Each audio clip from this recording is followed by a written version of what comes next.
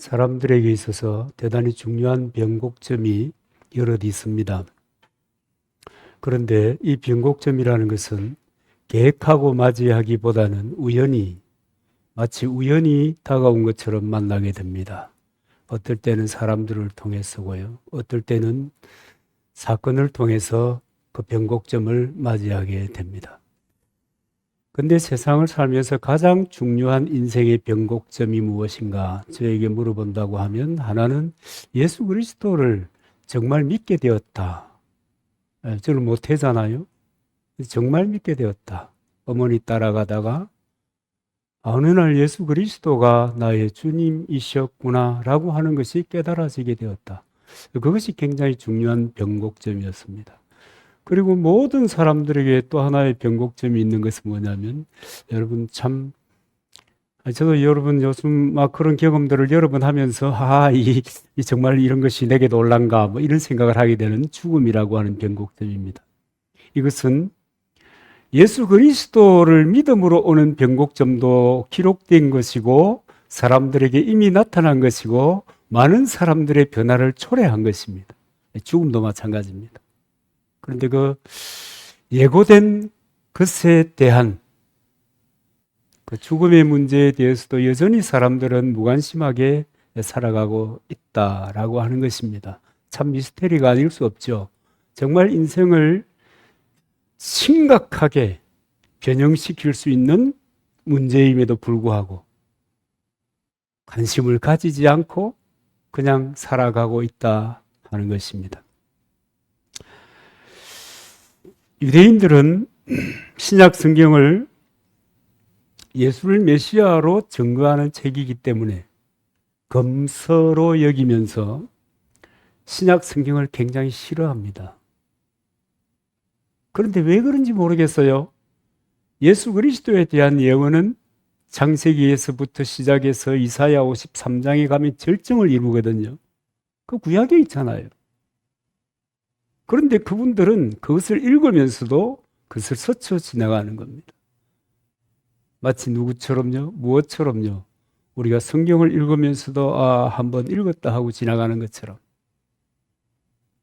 그래서 그분들이 아직도 그리스도를 알지 못한 채로 이 영광스러운 그리스도를 오매불망 고대하고 기다려왔던 그리스도를 맞이하지 못하고 살아가고 있습니다.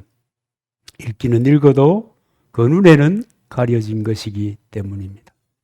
분명한 것은 예수님이 처음 오실 때도 예고되었고 또 다시 오실 것도 예고되어 있습니다. 다 예고된 일입니다. 심지어는 어디에서 나실 것인가 라고 하는 것이 또 어떤 분위기 속에 오실 것인가 라고 하는 것이 초림이나 재림이나 동일하게 나타납니다. 그런데 하나는 개방하지 않으셨어요. 그것이 뭐냐면 그 날과 그 시입니다. 주님이 오시는 그날 예고되지 않았습니다. 우리의 믿음 가운데 두셨기 때문이라고 생각합니다. 재림도 마찬가지거든요. 언제 오실지 아무도 모릅니다. 여기 있다, 저기 있다, 주님 오셨다. 그 말하는 거 휩쓸리지 말라고 얘기할 정도로 아주 철저하게 가려놓은 것이 이 언제 오실런가 이 날짜에 대한 이야기입니다. 그래서 이 죽음이라고 하는 것도 사실은 참 비슷한 게 많더라고요. 알고 있어요. 근데 날짜 몰라요. 누구에게나 있어요. 그런데 준비하지 않아요. 사실은 여러분 며칠 전에도 저는 장례식에 갔다 왔지만은 연세 많은 분들도 돌아가시지만 아주 어린 친구들도 돌아갔어요. 먼저 가셨으니까 선배님이라서 돌아가셔요. 이렇게 한 거예요. 그렇게 다 예고되어 있는 것을 왜 좀처럼 준비하지 못할까? 그런 생각이 늘 듭니다. 그래서 여러분, 우리 그리스도인으로 세상을 살면 최소한 다른 사람 다 모르겠어요. 저에게 주어진 책임이라고 하는 것은 여러분이거든요. 저는 그렇게 생각합니다. 그리고 앞으로 함께할 그분들이거든요.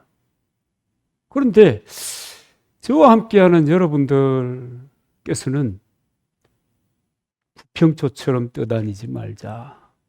지난주에 어떤 분이 오셨잖아요. 오후 5시 되어서 제가 이분은 다음에 합시다 하고 돌려보냈습니다. 이름도 모른 채로. 안 가르쳐 주니까 말 까닭이 없죠. 기가 막힌 사람들이 많이 있습니다. 알기는 알아요. 자기 수준에 자기에게 맞게 알아요. 그리고 다 한다고 생각하는 거예요. 그리고 배회하는 거예요. 아니 세상에 이럴 수가 있나. 이게 믿음이냐? 여러분 아니에요. 아니 예수 믿으면 천당 간다고 말하지 않았어? 나는 이렇게 얘기할 수 있습니다. No. 예수 믿는 사람들에게는 그에 부합하는 열매가 있다. 싹이 다르고 열매가 다르다. 다른 겁니다. 여러분 거룩이라는 말 뜻도 아시잖아요. 구별됨이거든요. 다르다는 말입니다. 달라요. 그런데 똑같이 안 믿는 사람들처럼 세상 사람들처럼 그렇게 떠다닌다고 하면 그거 아니잖아요. 그분이 오늘 제 설교를 읽는다고 하면서 쇼크를 좀 받겠지만 아닌 건 아니잖아요. 쇼크도 좀 받아요. 나이 들어서는 변하지 않아. 쇼크를 받지 않으면. 정말 여러분, 우리들은 하루하루를 분별력을 가지고 여러분 긴박감을 가지고 그렇게 살아야 합니다. 여러분 말세지 말이라고 하잖아요. 그리고 많은 사람들이 그것을 말하고 있잖아요. 아니 여러분 믿는 사람들만 말하는 것이 아니라 세상 사람들 다 이야기하고 있잖아요. 정말 그런 때가 되었다. 그런데 왜? 여러분 때때로 우리는 신자와 불신자가 함께 친구들이 여행할 때가 있을 겁니다. 그래서 한참 여행을 하고 차를 타고 이동을 하고 있는데 갑자기 주님이 재림하셨다. 어떻게 되겠습니까? 그 만약에 운전하는 사람이 크리스찬이었다고 하면 여러분 어떻게 되겠습니까? 올라가 버리고 그 차에 남은 모든 사람들은 대형 사고를 면치 못하게 될 것입니다. 여러분 그 끔찍한 일이 언제 일어날지 모른다. 언제 일어날지 모른다. 여러분 그 차를 타고 있던 남은 수많은 사람들은 그 차 사고로 인해서 단순히 인생이 끝날 뿐만 아니라 지옥의 나락으로 떨어질 수도 있는 순간일 수 있다. 그럼에도 불구하고 너무 사람들은 이 근원적이지만 치명적인 문제를 고려하면서 살지 않는다. 이거 참 신기하잖아요. 저는 늘 신기해요, 그게. 저 목사가 안 됐으면 이런 거 잘 몰랐을 거예요. 저도 얼마나 자유로운 영혼입니까? 근데 이제 평생을 이제 목사로 살다 보니 이제 철이 들면 안 되는데 철이 드는 것 같아요. 그러면 안 되는데 사람들은 늘 눈에 보이는 것에 집중하면서 살아가도록 미혹되어 있다라고 하는 겁니다. 여러분, 미혹의 끈을 혹시 잡고 있으면 놓으세요. 그건 놓으면 됩니다. 내가 놓 하면 단절되는 겁니다. 내가 붙잡으면 끝까지 미혹된 채로 살아가게 되는 겁니다. 너무 단순하고 쉽잖아요. 근데 노 하지 않습니다. 언제나 노 하지 않는 그 순간에는 늘 내 앞에, 내 눈에, 내 삶에 마주한 그 문제에 집중하면서 또 내가 가지고 있는 욕망에 집중하면서 그렇게 살아가게 되어 있습니다. 그것이 뭐냐면 여러분 인생입니다. 그러나 여러분, 다른 사람 다 그래도 저는 그런 소망이 있거든요. 다른 교회 교인들 다 그래도 우리 교회 사람들은 안 그러면 좋겠다. 여러분, 이 신앙의 길이라고 하는 건, 믿음의 길이라고 하는 거는요, 예수님도 얘기했잖아요. 좁은 길이다. 그리고 자기가 어떻게 살았습니까? 좁은 길을 갔잖아요. 그 좁게 살다가 좁은 길에 선 그 좁은 길의 클라이막스를 통해서 그는 구주가 되시고 그리스도가 되셨습니다. 좁은 길이에요. 많은 사람이 원치 않아요. 그럼에도 불구하고 그 길을 가는 사람들이 그리스도인입니다. 여러분, 신자라고 자임하는 많은 사람들조차 정말 희한한 세상이지요. 자기가 그리스도인이라고 하면 당연히 그리스도를 따라가는 삶을 살아가야 마땅할 텐데 온갖 세상 쓰레기들을 다 걷어와가지고 성경과 믹스를 해가지고 그것이 합리적이고 그것이 과학적이고 그것이 지혜로운 것처럼 떠벌리고 다니는 세상이 되었습니다. 그러니까 더 넓게 더 깊게 정말 사람들이 헤어나지 못할 정도로 미혹시켜버리는 거예요. 누가요? 기가 막히게 말이죠. 지도자들이 그렇다. 지도자들이 그렇다. 그러니까 말이죠. 수많은 그리스도인들을 그렇게 자임하는 사람들조차 믿는 척 하는 거예요. 예배하는 척 하는 거예요. 기도하는 척 하는 거예요. 그리고 신앙생활 하는 척 한다고 확신하는 거예요. 여러분이 거짓 확신처럼 위험한 게 없습니다. 근데 그 확신 가운데 살아가고 있는 것입니다. 이때나 그때나. 정말 저는 오늘 이제 한 가족의 찬양 공연이었습니다만은 이런 찬양이 있는 또 반짝임과 여러분 이만하면 대단히 화려한 것이거든요. 그죠?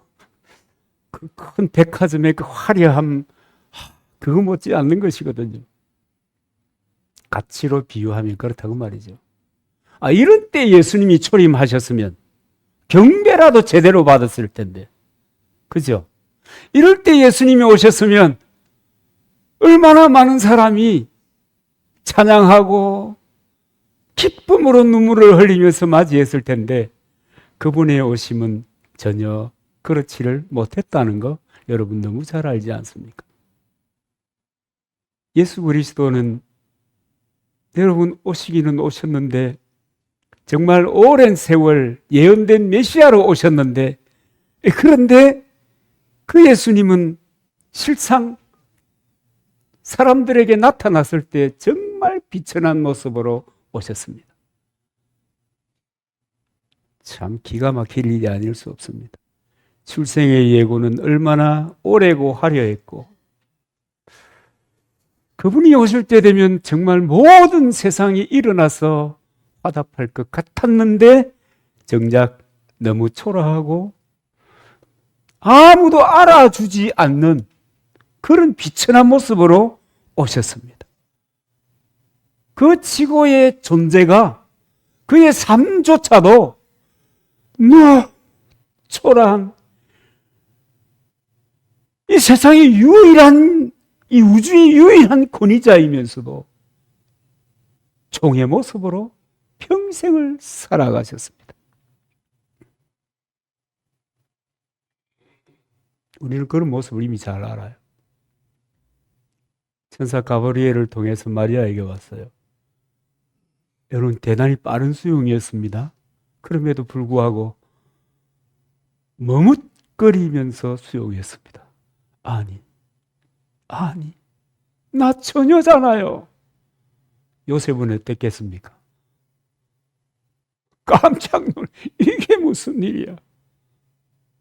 그리고 그 시대 유대인들은 어떻게 했습니까? 그 메시아가 태어날 자리를, 방을 구하는데 메시아를 입으로 늘 기대한다고, 사모한다고, 그가 오셔야 우리 민족이 산다고 그렇게 노래하던 사람들이 방 한 칸 내어주지를 않는 참담한 정치 지도자들은 어땠어요? 자신의 표가 깎일까봐 그 출생의 소문이 있은 그 시점에서부터 2살 이하의 모든 어린아이를 살육하는 참 이 기가 막힌, 도대체 무슨 메시아가 이렇게 참담하게 세상에 오시는가?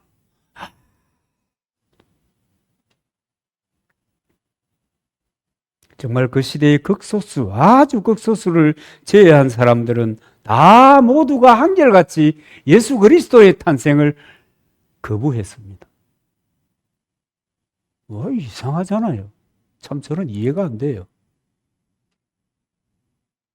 그런데 또 이해가 돼요.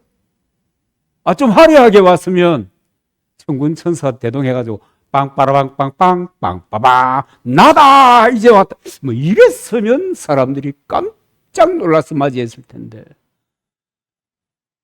시골 처녀의 몸에서 시골 처녀 알아줍니까? 안 알아줘요.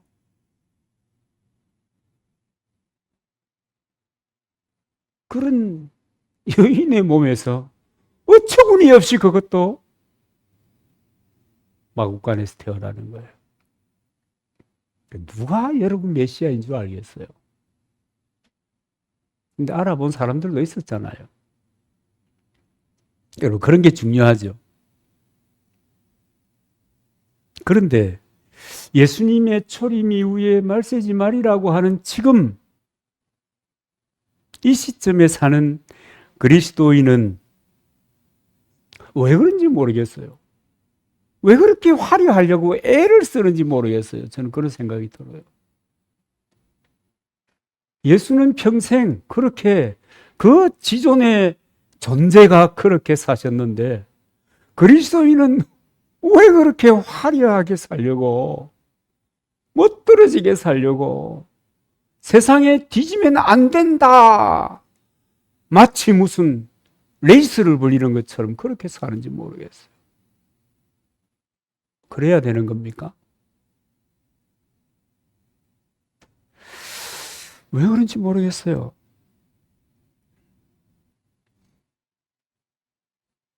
정말 왜 그래요?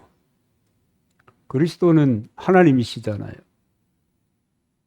그리고 인간의 모습으로 오신 만왕의 왕이잖아요. 인류의 구원자입니다. 그분은 인간의 모습으로 오셔서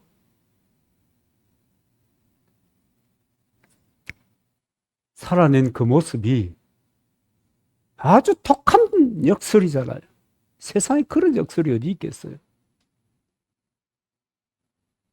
그분이 그런 얘기 했다고 기록하고 있거든요. 인자에 온 것은 섬김을 받으려 함이 아니라 도리어 섬기려 하고 많은 사람의 대속물로 자기 목숨을 주기 위해서 왔다. 그런데 왜 그렇게 화려해지려고 애를 쓰는지 몰라. 오늘 이 시대를 사는 사람들은 지성이 대단해요. 공부할 수 있는 능력이 있잖아요. 뭘 소화할 수 있는 이해도가 굉장히 높아요. 지금처럼 이렇게 여러분 세상이 변한 적이 있어요? 1년 만에 과거에 수백 년 지나왔던 그 지식이 무너져 버리고 새로 세워지는 이런 이해력을 가진 사람들이에요. 그런데 여러분, 과거를 돌아볼 시선이 없겠습니까? 다 돌아봐요. 알아요. 모르겠어요. 알지. 알면서 왜 그래요? 쉬어도 팍 쉬었다. 안 그래요? 쉬어도 팍 쉬었다. 아는데도 살아가는 삶의 모습은 반대인 겁니다. 그 반대라고 하는 것은 늘 과거의 사람들처럼 그대로 반복하고 있다는 거예요. 이것이 치명적인데, 이것을 벗어날 재간이 없나 봐요. 역시 세상은 눈에 보이는 것에 의해서 움직여지는 것이 아니라 보이지 않는 존재에 의해서 움직여진다는 것을 확인할 수가 있는 것 같아요. 하나님이냐, 사단이냐, 미혹이냐, 바른 인도하심이냐.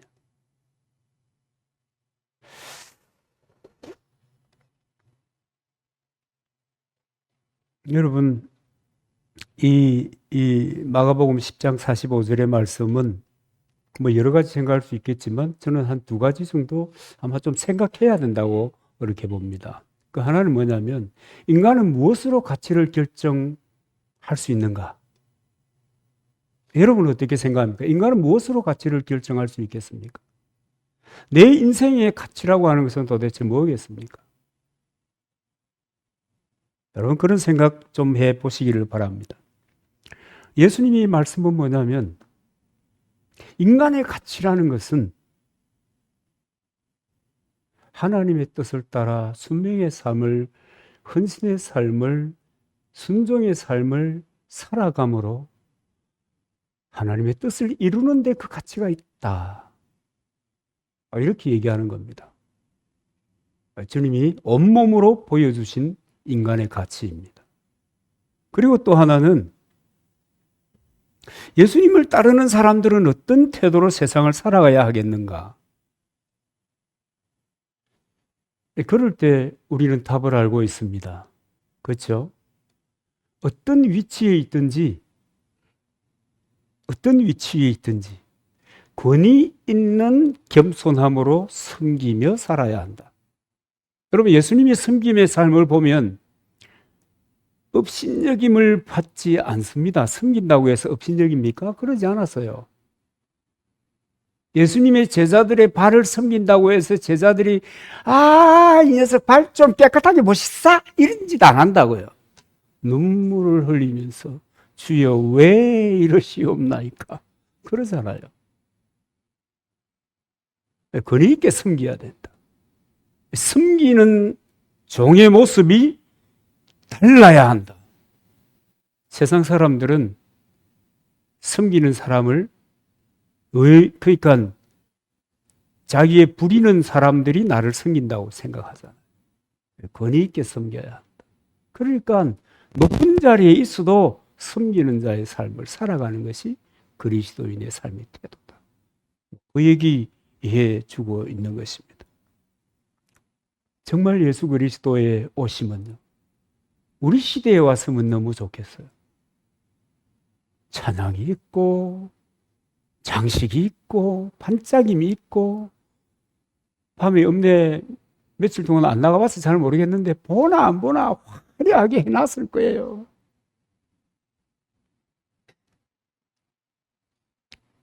얼마나 좋았을까 지금 왔었어요.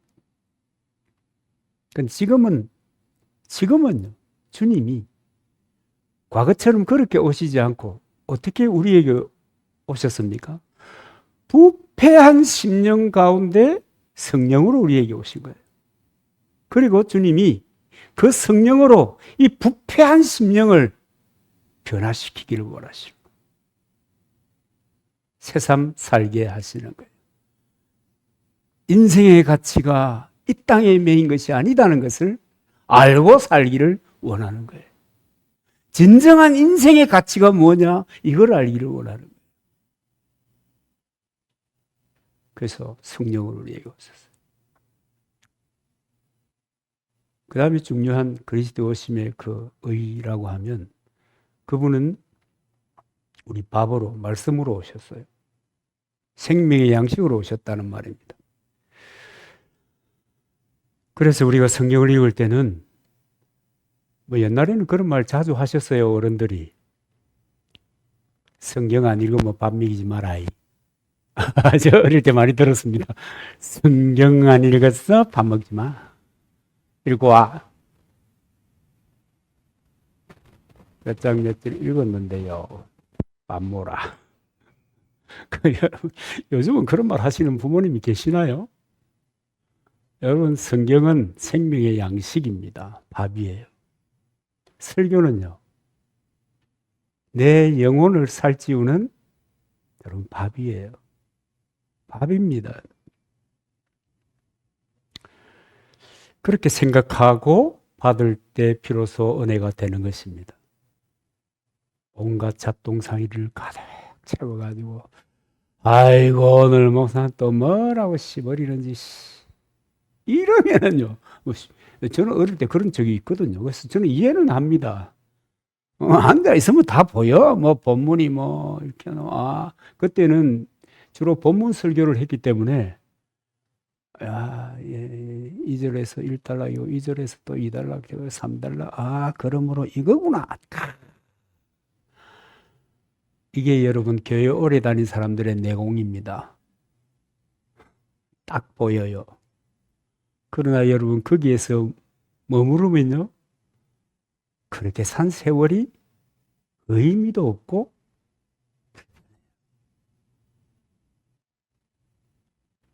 좋은 게 아니죠. 그게 그러니까. 그 다음에 예수님께서는 빛으로 오셨는데요. 왜 빛으로 왔겠는가 여러분 생각해 보셨죠? 어두웠기 때문에 빛으로 오신 거예요. 어두움이 없으면 빛이 여러분 무슨 의미가 여기에 여러분 뭐 무슨 스마트폰에 라이트가 의미가 있겠어요? 의미 없죠. 어두웠기 때문에 빛으로 오신 겁니다. 모든 사람이 잠든 시간에 누가복음 2장 8절 9절에 보면 그 지경의 목자들이 밖에서 밤에 자기 양떼를 지키더니 주의 사자가 곁에 서고 주의 영광이 저희를 두루 비치매 크게 무서워하는지라. 그 모두 자고 있는 밤에 주님이 오시는 흔적을 발견하는 거예요. 다 잠들었다는 거예요. 세례 요한은 이런 얘기를 해요. 예수님을 가르쳐서 세상의 빛이시다. 요한이 봐도 세상이 참 요지경이었다는 거지요. 그리고 그 예수님이 탄생하실 그 때가 언젠가 하면 여러분 아시는 것처럼 말라기 선지자 이후에 하나님의 계시가 없던 그리고 하나님과의 관계가 단절된 선지자도 있었어요. 제사장도 있었어요. 다 있었어요. 그런데 하나님과의 관계가 단절된 거예요. 먹고 사는데 지장 없어요. 열심히 일하면 다 먹고 살아요. 삿입에 거미줄 안 치잖아요. 그랬어요. 그런데 영적으로 하나님과 단절된 암흑의 시대였습니다. 당연히 영적으로 암흑이 되면 당연히 부패합니다. 안 부패하는 것 같죠? 부패합니다. 당연히 부패합니다. 종교 지도자들은 세상 정부인 로마와 결탁해요. 아첨해요. 그러면서 부패해요. 유대 하나님의 백성이라 일컫는 유대 백성들은 하나님 아닌 다른 곳에 정치에 팔려가지고 하나님의 사람임에도 불구하고 모두가 하나님의 계명과 진리는 입에만 있어요. 삶에는 없어요. 순간순간의 문제가 늘 크고 심각하고 해결하기 어려워요. 그러니까 하나님 보실 때 부패한 회칠한 무덤 같은 사회였습니다. 그때 예수님이 오신 거예요. 여러분 눈앞에 문제가 크지요. 먹고 사는 문제가 만만합니까? 저는 어릴 때 그런 설교도 해봤어요. 돈이 무슨 필요 있냐? 딱 그런 적이. 그랬더니 목사님이 사도야 그런 소리 하지 마라.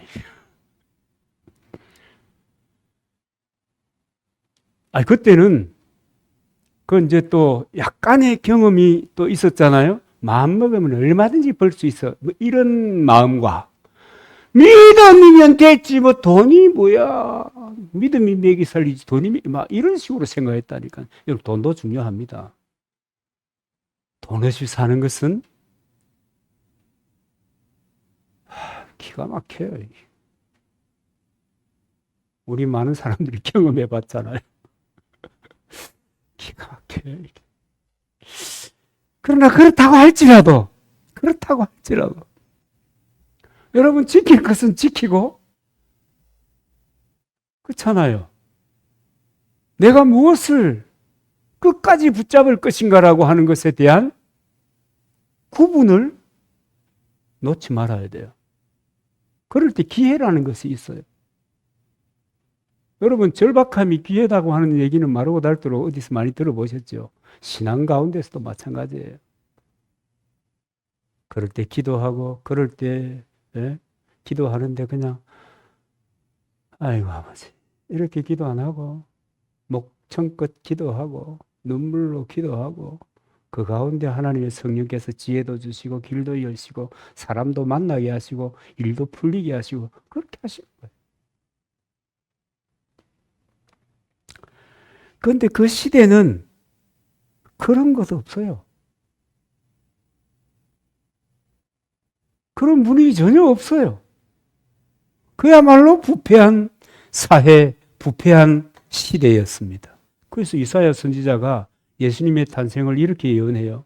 이사야 9장 2절에 보면 흑암에 행하던 백성이 큰 빛을 보고 사망의 그늘진 땅에 거주하던 자에게 빛이 비치도다. 빛이 비치도다. 그런데 비쳤는지 알지도 못해요. 그렇잖아요. 그 빛이 비쳤는데 그 큰 빛을 보기는 봤잖아요. 봤는데 방도 안 주잖아요. 그리고 최소한 3년에 33년 그래 치명적인 3년 동안 사역기간 3년 동안 그를 보았잖아요. 근데 다 도망가 버렸잖아요. 외면해 버렸잖아요. 사람들은 예수를 선지자 중에 한 사람이라고 생각했습니다.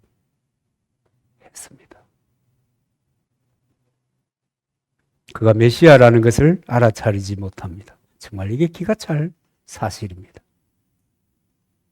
그러니까 여러분, 우리가 이 시대에 사는 것이 얼마나 행복인지 몰라요. 여러분은 메시아라고 하는 사실은 알잖아요. 아시죠? 모르시나? 그건 알잖아요. 그 모르면 왜 여기 앉아 있겠어요, 그죠?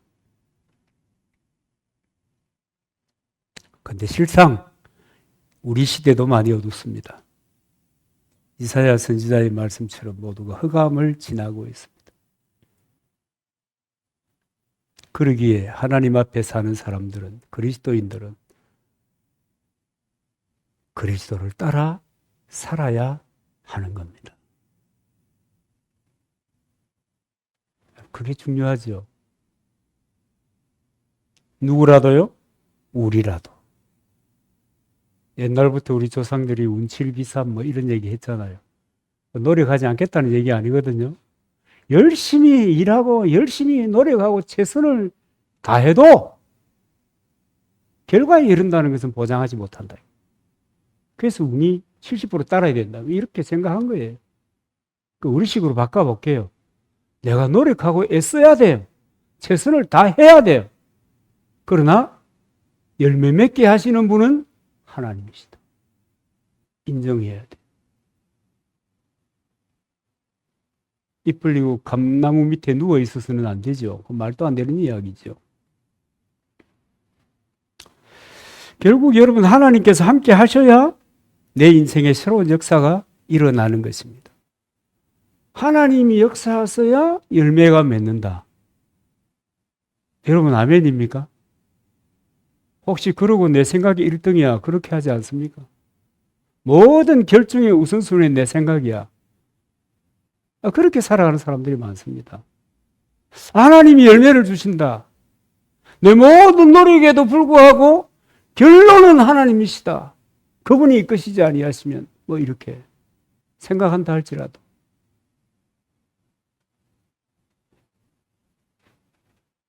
내 생각이 중요해.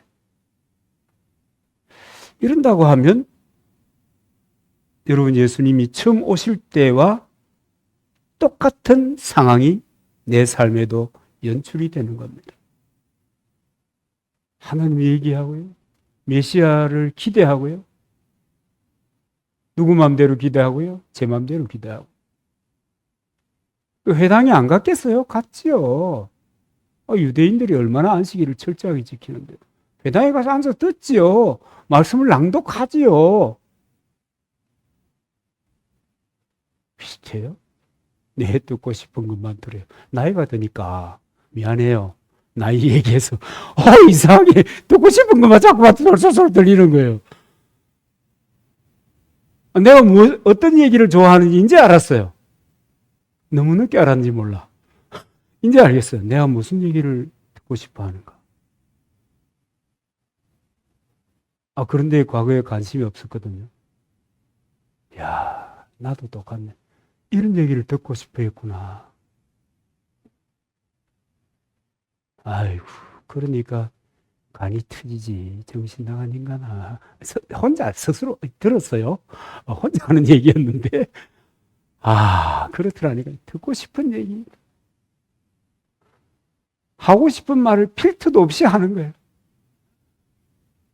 언제 여러분 사람이 어떤 상태가 되면 자기 이 머리에 떠오르는 대로 말하고 그 다음에 떠오르는 대로 행동하는지 아세요? 그런 사람이 가장 많이 있는 데가 어딘 줄 아세요? 니 아나? 모르나? 함양에 수동 삼거리에서 함양 가다 보면 왼편에 있는데 그 사람들은 야 인마 정신 차려 내가 하나님이야 그러잖아. 자기가 그런 생각이 딱 들면 그죠? 필터가 없어요. 필터가. 또 그렇게 되는 경우가 있어요. 그래서 여러분 중요한데요. 책도 좀 읽어야 되고요. 공부도 좀 계속해야 되고요. 또 이 움직이는 것도 계속해야 되는데요. 그게 뭐냐면 치매거든요. 치매가 되면 이게 또 필터가 없이 나와요. 어느 날 노경희 씨가 저인데 그래요. 여보 밥 먹을 시간 돼서 이러면 제가 뭐라고 하는지 아세요? 치매가 만약에 들었다면. 아니 아줌마 누구세요?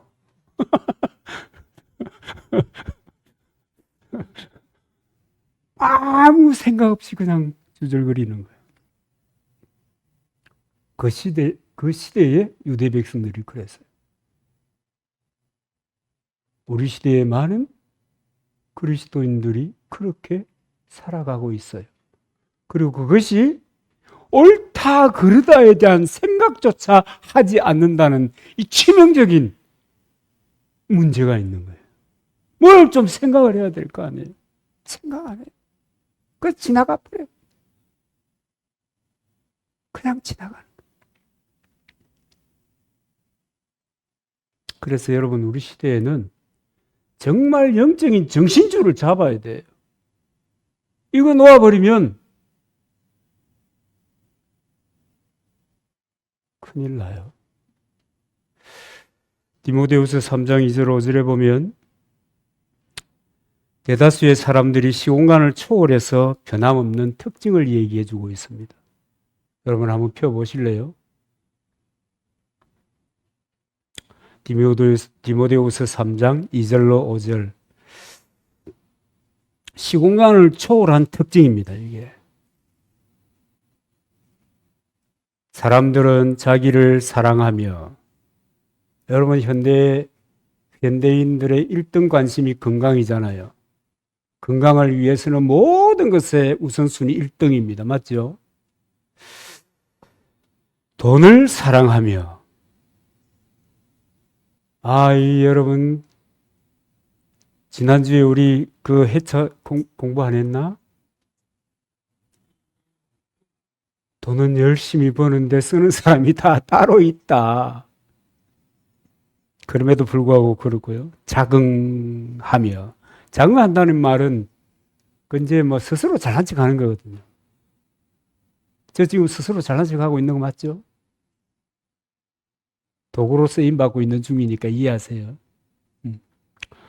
자긍하며 교만하며 회방하며 부모를 거역하며 감사치 아니하며 거룩하지 아니하며 무정하며 원통함을 풀지 아니하며. 여러분, 원통함을 풀어야 살아요. 예수님께서도 이런 말씀 하신 거 기억하십니까? 네가 용서 안 하면 나도 용서 안 해. 기억하십니까?